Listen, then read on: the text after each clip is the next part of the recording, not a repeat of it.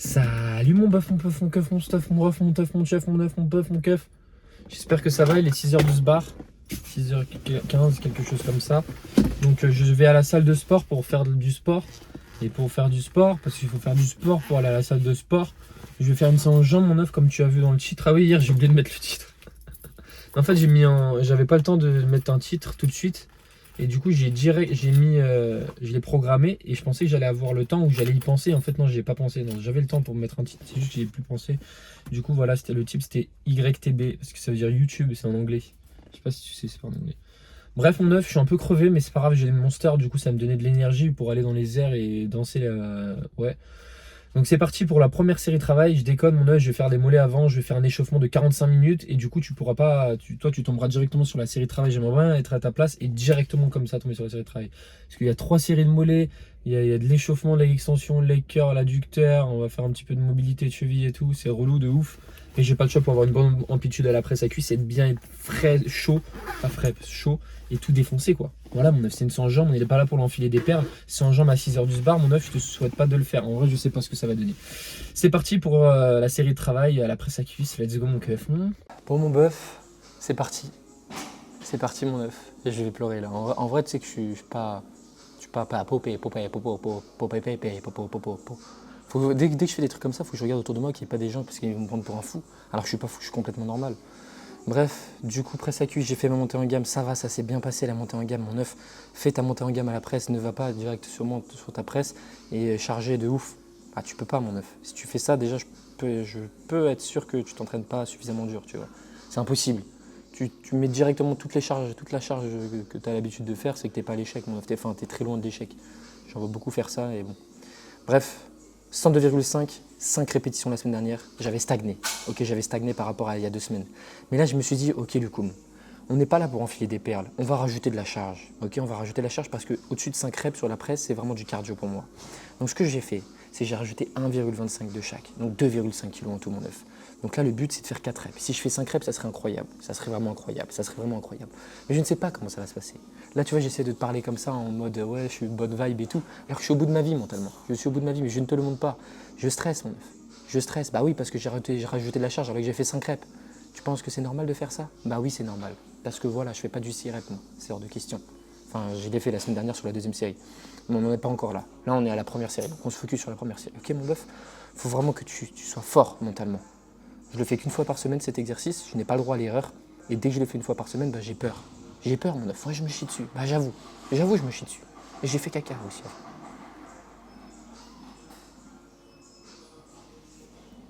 Avant chaque, Avant chaque séance, mon œuf. Il y avait quelqu'un. Du coup, je fais mes mollets, tu sais. Et après, mon caca, mon cerveau, il me dit, oh, le coup, me fait caca, fais caca. Et du coup, je pense à caca. Et du coup, je vais faire caca avant chaque série de presse à cuisse.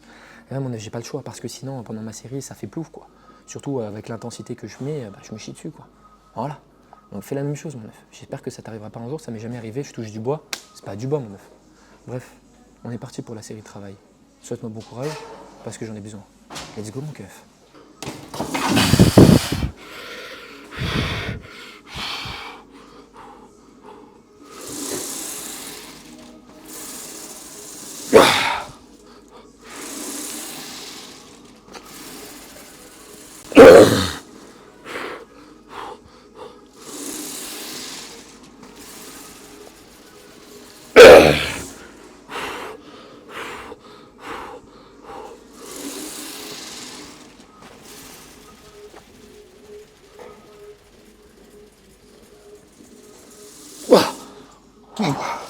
Mon keuf, je l'ai fait, bon, j'ai pas fait 5 reps, j'ai fait 4 reps.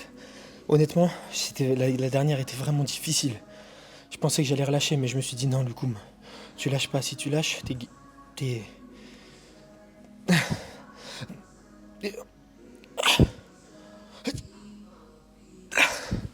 Pardon, mon œuf.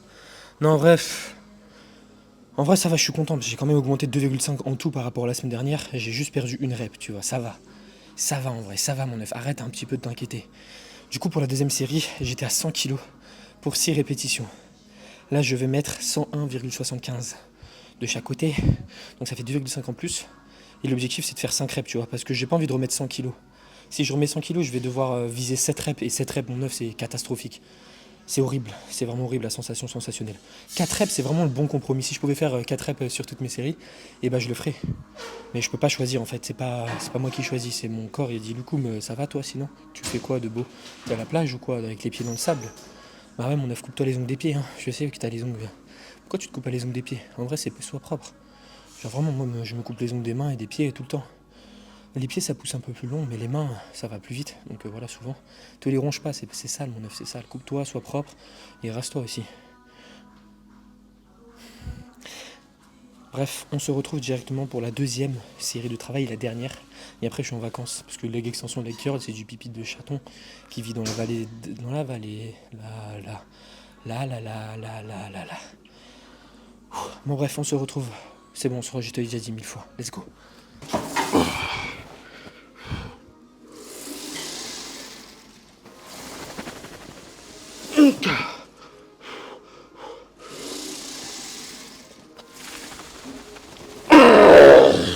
Allez, voilà.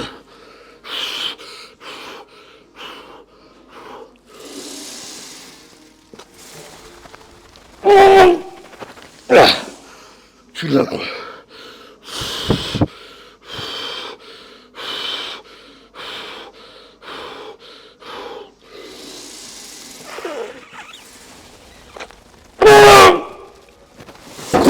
Bon bah je suis trop dégoûté, je t'avoue.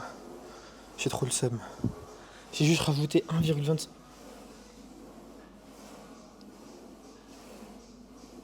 Oh, je suis trop con. Mon œuf, je suis trop bête. Tu sais pourquoi? Parce que... Oh là là, je suis trop en abruti. Bah tu peux le voir, je crois, sur la caméra. J'ai exactement la même charge que ma première série de travail. Moi, je suis content. Je suis content du coup parce que je pensais que j'avais vraiment 101,25 alors que j'ai 103,75. Oh là là, mais quel gros bêta. Je suis vraiment un gros bêta, mon œuf. J'ai vraiment cru que j'avais baissé la charge. Mais du coup, j'ai fait 3,5 reps, on va dire. Mais à la même charge. Oh, je suis trop deg. Tu vois, ça, en fait, j'étais pas du tout concentré. Pour moi, j'avais déjà changé la charge. Mais heureusement que c'est ça, plutôt que justement mettre 101 et faire 3 reps. Je suis content que ça soit ça, mais je suis pas content parce que j'ai pas baissé la charge. Oh là là là là, je viens juste de le remarquer. Bref, je suis deg, mais ça va. Bref, mon œuf, on se retrouve directement pour le prochain exercice. On change de salle, là, ça m'a saoulé. Je change de salle. Quand je réussis pas comme ça me donne envie de changer de salle. Donc on se retrouve directement dans un basic fit. C'est parti. Bon, mon œuf, c'est parti pour le leg curl assis. J'étais allé sur YouTube là pour voir les commentaires. Ah, il y a trop de questions. Je te dire, c'est soit il y en a pas assez, soit il y en a trop. Je sais pas si je vais pouvoir tout répondre. Hein. Je vais faire en sorte de tout répondre pendant mon temps de repos de 45 minutes, donc ça devrait le faire. Donc la semaine dernière, j'étais à 107 kg pour 7,9 reps. Et là, je suis à 109,3 kg pour je sais pas combien de reps je vais faire. T'es bête ou quoi, mon œuf? Pourquoi tu me dis pour? Enfin, réfléchis un minimum, je peux pas savoir, je peux pas te pré-shot comme ça. Donc on va voir ce que ça donne. Quel objectif à faire, voilà. C'est ça l'objectif, c'est voilà. Ça serait cool 6 reps, ok? C'est-à-dire que j'augmente de 2,3 kg plus pour 1,9 reps de moins, 1,9 reps de moins, je ne sais pas. Donc c'est parti mon cœur pour la série de travail.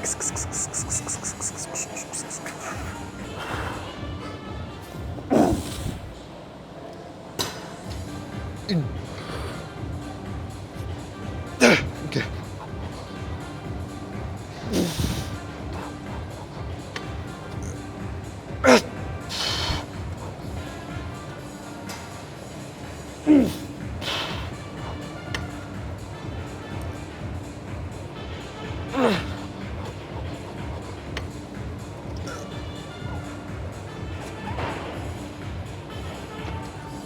Bon mon stuff, une rep de moins que la semaine dernière, je suis à 6,9, j'ai pas validé la 7ème parce que j'ai pas touché le boudin, ça m'a pas convenu.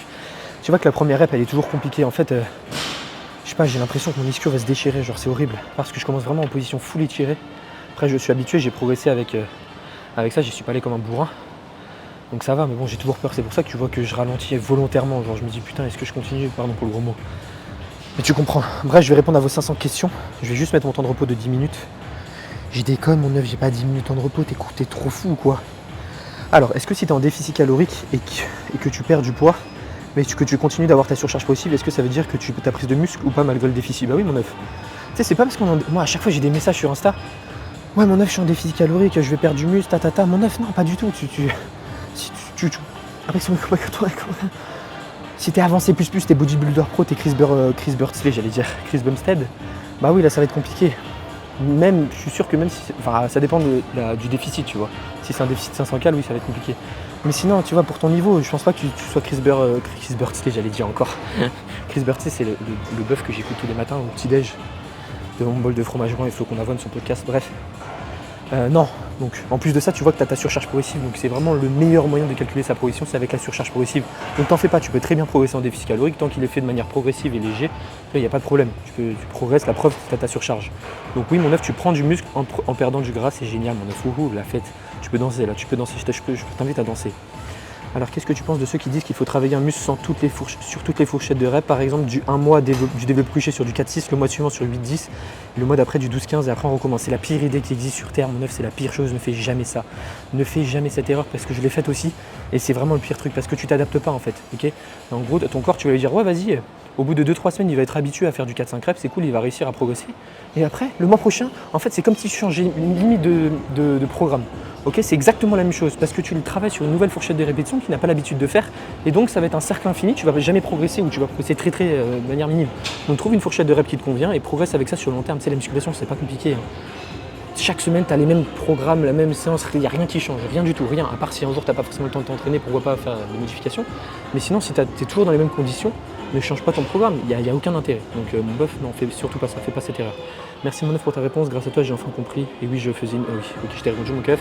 Salut, pourquoi tu ne fais pas de rest-pause pour aller plus loin dans l'intensité? Parce que ça reste une technique d'intensification comme les autres, et même si je vais plus loin dans l'intensité, bah, ça va m'impacter pour le reste de la séance et c'est vraiment pas le but, tu vois. Si je fais du rest-pause, je dois encore réduire mon volume, mais déjà que j'ai une série par groupe musculaire par semaine, alors si je fais du rest-pause, je m'entraîne plus ou quoi mon œuf? Je déconne, mais voilà, tu as capté rest-pause, c'est encore une fois, ça va te permettre de rajouter un volume de répétition effective dans un temps moins important, mais encore une fois, ça restera beaucoup moins, enfin, ça restera inférieur à 2 séries classiques avec un bon temps de repos et ces 2 séries là portées proche de l'échec musculaire, tu vois. Donc non, t'as pas besoin de rest-pause. Attends, je like ton commentaire. Ok, il y a des œufs qui commencent à m'écrire des romans. Salut, j'ai une question par rapport à la surcharge progressive. Comment savoir si on a progressé, si on augmente le poids de 2,5 kg pour une série avec 2 reps en moins qu'avant? Y a-t-il un nombre de reps minimum en moins à faire pour savoir si la série est mieux que la séance d'avant? Par exemple, si on monte à 2,5 avec 3 reps en moins, a-t-on progressé, régressé ou stagné par rapport à avant 2 reps? Ok, un peu plus long mon œuf, smer. Mon œuf, en fait, dis-toi que si tu augmentes la charge, et qu'avant tu n'étais pas capable de faire cette charge-là, okay, avec 2,5 kg plus, c'est que tu as ta surcharge. Okay. Moi, tu vois, il m'arrive par exemple d'augmenter la charge. Bah là, regarde aujourd'hui, exemple typique, j'ai augmenté de 2,5 kg, j'ai perdu d'une rep. Est-ce que je le considère comme ma surcharge progressive? Oui, j'ai augmenté la charge. Quand ça sera réellement, vraiment une surcharge progressive pure et dure, ça sera quand j'aurai égalisé le même nombre de reps que la semaine dernière avec les 2,3 kg en plus que j'ai mis, tu vois. Donc oui, dis-toi que en fait, tu peux pas le voir de séance en séance, c'est vraiment au fur et à mesure des semaines que tu vas voir ça. Okay, quand tu vois que tu égalises le même nombre de reps que tu réalisais avant à 40 kg développé couché, et là tu es à 60 kg développé couché, tu réalises exactement le même nombre de reps, bah là tu as ta surcharge. Mais par exemple, tu fais 40 kg 10 reps et la semaine d'après tu fais 50 kg et tu fais 8 reps, okay, tu as 2 reps en moins, tu peux dire quand même que tu as ta surcharge. Okay, tu as augmenté en charge parce que les 50 kg que tu as mis, tu n'étais pas capable de les mettre la semaine dernière, tu vois. Donc oui, tu peux le compter comme ta surcharge progressive, assure-toi juste d'augmenter aussi tes reps. Donc pas que ta charge tout le temps, parce que si tu fais des 3 reps en moins, tu vas te retrouver à faire des RM, une rep maximale à chaque série. Attends, je suis à combien? 4 minutes, voilà. On se retrouve directement mon œuf pour la prochaine série de travail. Donc, je suis trop chaud mon œuf, je respecte mon temps de repos. Donc j'étais à 107 kg pour 5 reps, on va remettre 107 kg. Donc je vais enlever le 2,3 kg là, et on se retrouve, voilà, 107 kg, objectif à battre, 5 reps, let's go.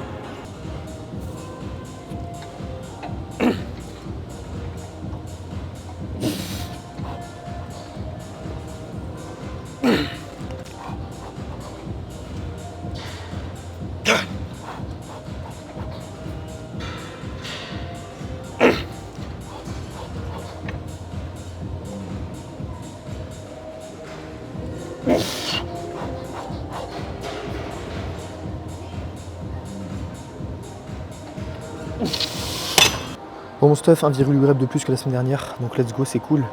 On dirait que je suis dans mon canapé là, tu sais. Non, je suis pas de canapé. Ah si, j'ai un canapé, mais je m'en sers pas. Je suis sur une chaise. Bon, là, si ça t'intéresse mon œuf. J'ai un lit, ouais, j'ai un lit. Je dors dans un lit. Bref, du coup, c'est cool en vrai. Je sais pas si tu trouves ça cool. Du coup, pour la prochaine série, la semaine dernière, j'étais à 102,3 kg pour 6 reps. Là, je vais garder 107. Étant donné que j'ai fait 6,8, là, je pense que je vais faire du 4-5 reps. On va voir. J'ai pas envie en fait. J'ai pas envie de descendre à 102,3 parce que je sais que ça va me faire du 7-8 reps et vraiment la flemme mon œuf. J'ai pas une marge, j'ai pas entre les deux, faudrait que j'aille chercher un poids dans le bout de la salle, mais je suis un flemmard donc je préfère garder 107. J'espère que tu me comprendras mon œuf. C'est pour le bien de mes jambes parce que sinon je dois marcher et tout, c'est trop relou de marcher comme ça. Alors, prochaine question. Salut ma meuf, ma puff, saveur œuf. Quelle est ta marque de shampoing à l'échec? J'aime tes cheveux, soyez stuff. Bon, bah, merci mon bœuf, je t'aime. J'ai pas de marque de shampoing. Voilà. Je sais pas, je mets pas de shampoing. Enfin, j'en mets, mais parce que j'ai pas trop de cheveux, je sais pas si tu remarques. Donc, j'en mets pas vraiment. J'en mets très rarement. En fait, je prends très rarement des douches, donc vu que je prends très rarement des douches, bah, je mets très rarement du shampoing. Je sais pas si tu comprends un petit peu. Donc, une douche toutes les semaines. Avec le shampoing, ouais, ça doit faire un shampoing tous les 2-3 mois, un truc comme ça. Voilà. Ah non, j'ai quitté les questions. Bah tu vas attendre mon œuf, tu m'as dit que tu voulais des vidéos plus longues, bah maintenant tu vas avoir des gros blancs comme ça. Yo, YouTube, oh, alors VIP, ta question est trop longue. Je vais te bannir, hein, même si je t'aime. YouTube, ah oui YouTube parce que c'était le titre de la vidéo. Yo mon œuf, question. Je fais du rowing à la Smith, la variante de TNF. En focus trapèze. J'ai essayé une prise un peu serrée et une prise plus large et j'ai l'impression que mes trapèzes se contractent plus et que mes coudes sont plus loin vers l'arrière en prise serrée. Faut faire quelle prise mon œuf. Arrête de dire que c'est Thibaut InShape, je te bloque, je peux plus de me faire avoir à chaque fois. 10 ans début de vidéo c'est du coup mais enfin trop tard mon œuf. Et enfin c'est Thibaut si je suis con à ce point. Du coup pour en fait prise serrée, prise large, je dirais aucun. En fait, il faut vraiment que tu te fasses en sorte que ton avant-bras soit aligné avec la barre pendant toute la durée du mouvement. Parce que si t'es pas aligné, t'es comme ça, tu vas engager deux groupes musculaires et tu vas pas vraiment focus le travail sur les trapèzes. Donc tu peux très bien prendre une prise serrée. Après, je sais pas ce que tu entends par serré, parce que ça c'est serré, ça c'est serré, ça c'est serré, tu vois. Donc ça dépend. Ok, je te conseille de prendre une prise où tu es confortable et surtout limiter ta flexion coude. Parce que l'inconvénient de prendre une prise serrée, c'est qu'en fin de mouvement, tu vois, genre ça va faire un mouvement comme ça et tu vas fléchir de ouf tes coudes. Donc toujours faire en sorte d'avoir un angle de 90 degrés au niveau des coudes. Donc voilà, trouve la position qui te permet d'avoir cet angle là, on est tous différents mon bœuf et voilà j'ai répondu à ta question, je suis trop fort, je suis trop rapide. Salut mon œuf, quand je suis de la pré-fatigue, par exemple faire du pec fly avant les mouvements polis, je trouve que ça sert à rien et que ça fatigue juste, mais que dit la science là-dessus? Bah comme son... Ah il y a Viv qui a répondu mon amour, pas comme son a dit que ça fatigue, donc tu vas juste fatiguer ton muscle pour rien, du coup tu vas pas possiblement compenser sur tes vraies séries avec d'autres muscles. Mais bon, comme ça donne de bonnes sensations, les gens se disent ok ça ramène du sang, donc de congestion, connexion cerveau-muscle max. J'ai 4 barres de réseau donc je l'active, donc je le travaille de manière optimale s'il est activé. T'es trop drôle vite. Ils ont cru que tu avais un bouton on-off sur tes muscles, après si t'aimes fais-le, mais sinon il n'y a pas vraiment d'intérêt, effectivement. En fait, on nous a montré la science, ce qu'elle dit là-dessus, c'est que le fait de vouloir réaliser un exercice d'isolation avant un exercice polyarticulaire, quand tu vas travailler ton pec fly avant, après tu vas réaliser ton exopoly, tu vas plus focaliser les autres muscles parce que tes pectoraux vont être fatigués, donc ton système nerveux central va envoyer plus de signal électrique à tes deltoïdes antérieurs, à tes triceps, tu vois, contrairement à tes pecs. Donc à toi de voir. Après tu peux faire de la pré-fatigue avant, mais très loin de l'échec, juste si ça te fait plaisir, vraiment, si vraiment pour toi la sensation c'est vraiment important, pourquoi pas faire de la pré-fatigue, mais RIR 10, tu fais pas beaucoup de séries, tranquille, comme ça tu as une petite brûlure, tu es content, et voilà, mais dis-toi que ça va pas changer grand chose parce que mais déjà fais pas de développé couché. Tu parles du développé couché? Non, t'as pas parlé du développé couché. Mais si tu veux développer tes pecs, mon œuf, le développé couché c'est bien, honnêtement c'est très bien. Après, développé couché à la Smith c'est mieux, développer chest press c'est mieux, tu vois. Parce que t'es plus stable. Tout est une question de stabilité, mon œuf, parce que si tu as un point faible et en plus de ça tu choisis un exercice instable, bah, tu risques de compenser avec d'autres groupes musculaires. Ok mon keuf? Je vais faire directement ma prochaine série de travail. C'est parti mon œuf. T'as vu, je réponds à vos questions, je suis trop smart, je suis une smart, la voiture smart.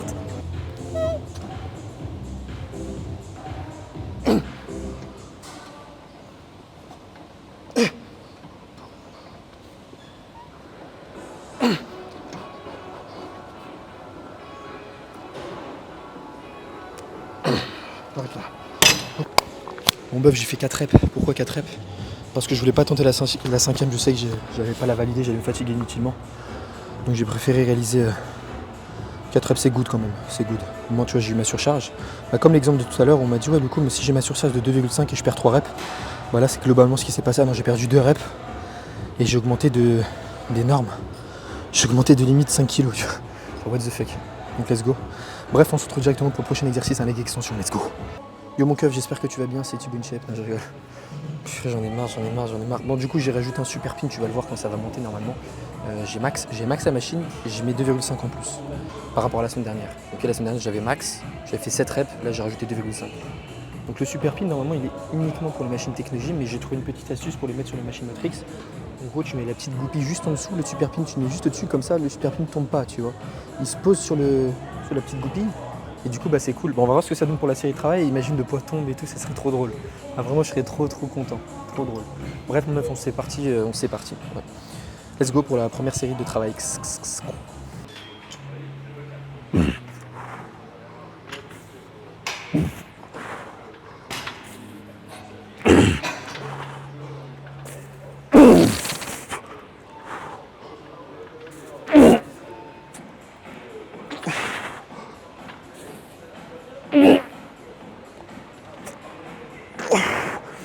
Wow. Bon bœuf, let's go. Let's go ça. 6 reps du coup, j'ai fait une rep de moins que la semaine dernière, mais j'ai 2,5 kg en plus le super pin. Le super pin doit faire 500 grammes, on s'en fout. Mais voilà, donc je suis trop fort, c'est juste pour te dire que je suis trop fort. Donc je suis trop content de ce super pin, c'est vraiment le meilleur investissement de ma vie. Merci Rémi Gallois, je te fais des bisous. Si tu passes par là, il passera pas par là. Bref, du coup pour la deuxième série, la semaine dernière j'étais à 117,6 pour 6 reps, ok. Bah là je vais garder la même charge que là. Donc c'est cool quoi. On va essayer de faire 4-5 reps minimum. Hein. Parce que là j'ai fait 6 reps, techniquement j'en perds une.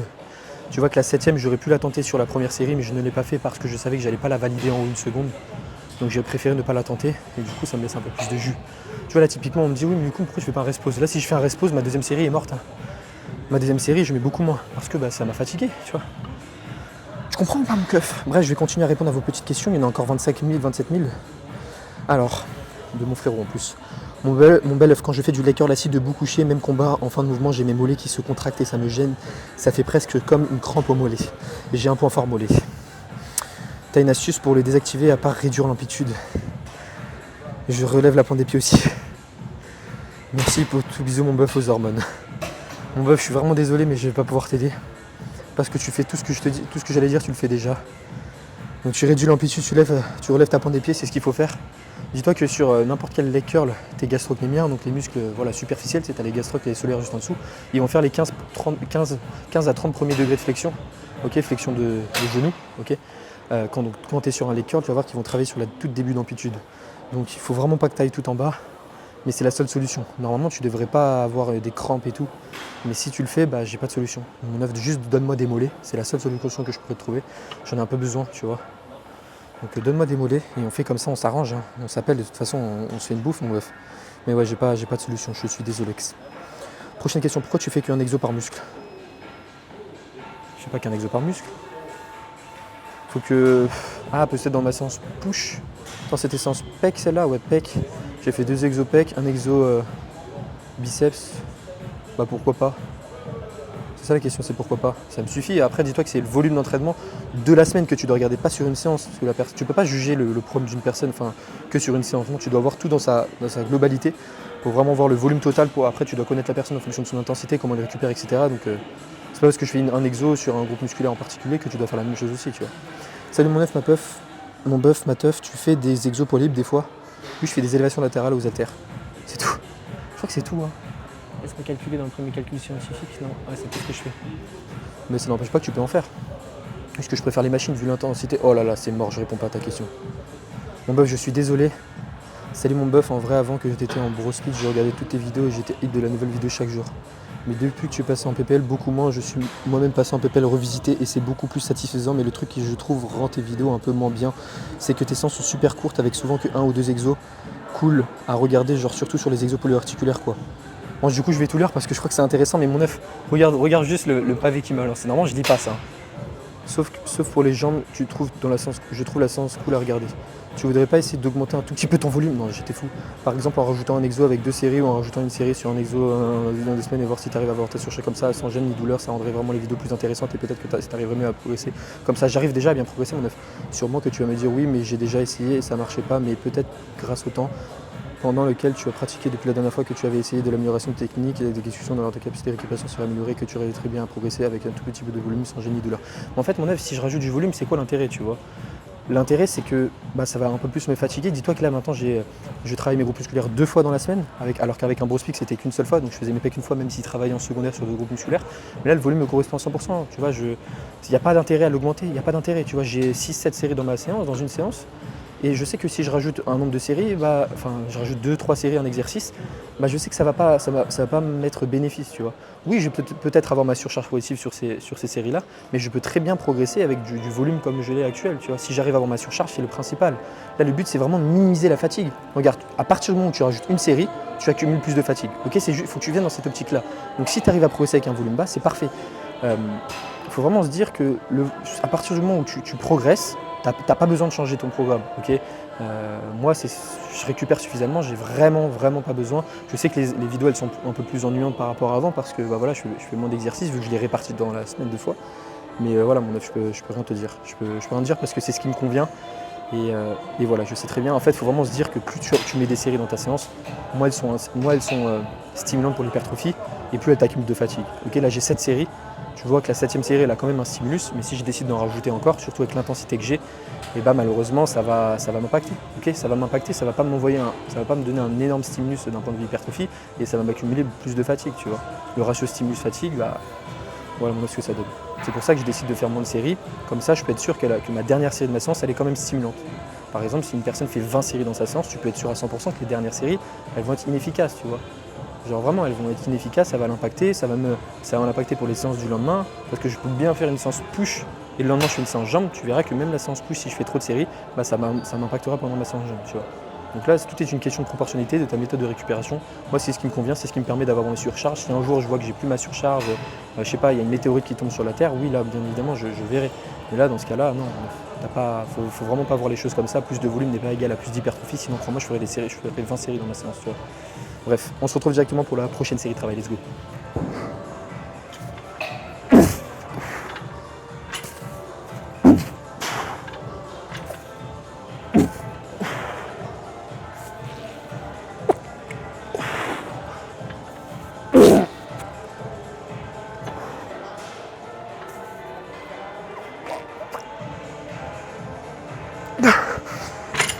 Bon bof, il y a un truc du coup qui cloche, c'est que la série d'avant je fais 6 reps, cette série là je fais 6 reps. Il y a de grandes chances que ma série d'avant j'avais une rep en réserve, tu vois. Même là j'en suis sûr que j'en avais encore, tu vois. Mais bon, encore une fois, ce qui est bien, le pouvoir de la surcharge progressive, c'est que même si t'es pas vraiment full l'échec, c'est que tu progresses, tu vois. Parce que tu peux être RIR3, si tu vois que chaque semaine tu arrives à augmenter en charge ou en répétition, tu as ta surcharge. Donc automatiquement, au bout d'un moment, tu te rapprocheras de l'échec, tu vois. C'est pour ça qu'un débutant qui n'a pas forcément l'habitude d'aller à l'échec, à partir du moment où il applique la surcharge, genre Guigui, tu vois, au début il était très loin de l'échec, et plus il avance dans ses séances, plus il prend du niveau aussi, plus il prend de l'XP. Le mec s'est cru dans un jeu vidéo. Et plus justement il va être capable de se rapprocher de l'échec. Là c'est la même chose, tu verras qu'au bout d'un moment, je vais vraiment aller à l'échec, mais je pense que je vais mettre plus lourd. Hein, parce qu'en fait le problème c'est que à partir de cette rep, ça me brûle trop et je suis plus capable de fournir assez d'efforts pour valider la série, tu vois. Genre au-dessus de cette rep, 9 c'est catastrophique, mes côtes sont en feu. Là 6 reps ça va. Et donc la semaine d'après, la semaine prochaine j'augmenterai la charge. Hein. Je vais dire rajouter 1,25. Rajouter. Parce que voilà, j'ai pas envie de. Là je savais que j'en avais encore. Honnêtement je le sens, je sais pas, je le sens, la sensation sensationnelle. Bref mon œuf, on se retrouve directement pour le récap dans ma voiture, let's go.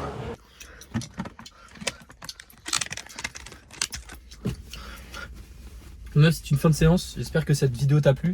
N'hésite pas à mettre un maximum de likes. Genre tu prends plusieurs comptes à toi et tu mets plein de likes, tu crées des faux comptes de Gmail, et tu mets des commentaires, tu mets des likes. C'est le mec. Bref mon œuf, je vais finir de répondre les questions parce que je suis très gentil. Je sais pas en fait s'il y en a encore beaucoup ou pas. Genre vraiment what the fuck, non mais what the fuck, non mais what the fuck, non mais what the fuck, non mais what the fuck, il y en a vraiment. Salut mon œuf, c'est pas un problème d'avoir une amplitude faible comme ça dans ton dessin incliné. En vrai, je croyais aussi, mais guette la longueur de ses bras et s'il descend trop, il s'est habitué à faire cette amplitude. Il y a plein d'œufs qui répondent, je vous aime tous trop. Il s'est habitué à faire cette amplitude, du coup, s'il descend plus, il peut se blesser, il pourrait mettre moins lourd et se réhabituer, mais je crois qu'il a la flemme de mettre léger. En vrai, c'est toujours mieux de travailler en amplitude complète, mais c'est pas non plus hyper grave. Vu la longueur des bras, pas forcément, et le problème, c'est qu'il doit baisser la charge pour habituer ses tendons à une plus grande amplitude, donc chiant. Ouais, voilà, c'est exactement ça. En soi, faire l'exo avec l'amplitude maximale, c'est probablement ce qui se fait de mieux en termes d'optimisation, mais à un moment, faut lâcher tout ça et se dire que la muscu, ça doit être un kiff avant tout. On n'est pas bodybuilder, donc plus il est heureux et puis plus il progresse. Ah, je vous aime trop, j'ai envie de vous faire des enfants. Genre, vous êtes 4 œufs comme ça. J'ai envie. Viens, approche-toi. Je rigole, mon œuf, je rigole, je me calme. Mais oui, c'est ça en fait. Bah voilà, on t'a répondu, mon œuf. Je vous aime trop quand vous répondez comme ça. En fait, vu que je me répète tout le temps dans mes vidéos, vous savez, vous me connaissez. Ah, on m'appelle, je crois, mon œuf. Attends, on m'appelle. C'est bon, c'était maman qui m'avait appelé. Alors, prochaine question, mon keuf. Salut mon œuf, j'ai l'impression que tu déprimes. T'es sûr que ça va mon œuf, mon keuf, mon tout seuf? Non, je déprime pas. Non, j'ai eu ma surcharge précise aujourd'hui, mis à part pour la presse à cuisse, ça m'a un peu tapé sur le système. Genre le système de l'ordinateur, il a tapé. Donc c'est relou, mais bon, c'est pas grave. Salut Lucom, tu te demandais comment tu faisais pour faire des vidéos de 40 minutes et ce que tu disais, bah pour te répondre, tu racontes là n'importe quoi, freestyle 70% du temps. Mon œuf, voilà quoi. Hein. Vas-y, je vais faire du freestyle. Mais là, je pense qu'elle est longue la vidéo parce que j'ai répondu à vos questions pendant mes temps de repos. Donc en vrai, si vous pouvez continuer comme ça. Là, il y a encore 3 questions à répondre et en vrai, je pense que ça va. Mon œuf, t'avais posé une question hier à la heure, tu m'as pas répondu. En fait, j'ai les poignets qui font mal, je devrais faire quoi? J'ai commencé à commander des bandes là. Donc, il y a un cheat code que vous pouvez tous faire.